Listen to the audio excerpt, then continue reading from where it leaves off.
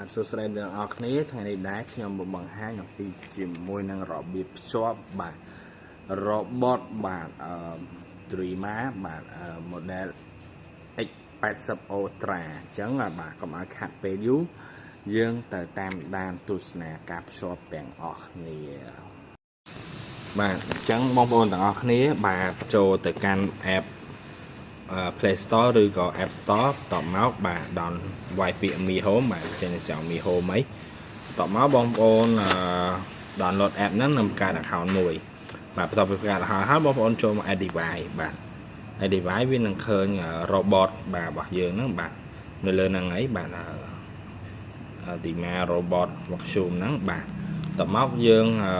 ដាក់ password ជាមួយនឹង Wi-Fi បាទនេះWi-Fi ផ្ទះបងប្អូនដាក់ទៅ select ឈ្មោះផ្ទះ Wi-Fi ផ្ទះបងប្អូនទៅ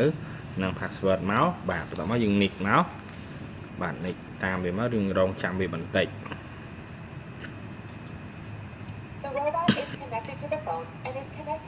បាទវានឹង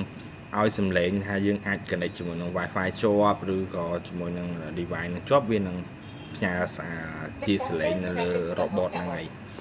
អញ្ចឹង robot នេះគឺវា successful ហើយបាទ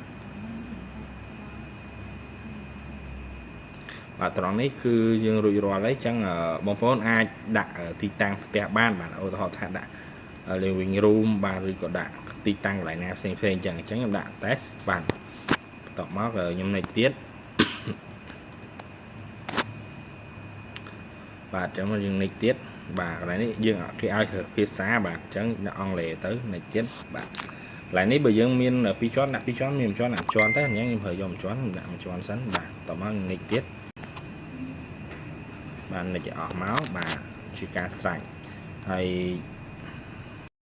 បាទនៅក្នុងនឹងដែរក៏មានបាទជាមុខងារបាទដាក់ជាមួយនឹង set your time បាទនៅកន្លែងដាក់យើងដាក់កំណត់ពេលវេលាវាសម្អាតបាទ robot setting បាទហើយជាមួយនឹង station របស់វាបាទ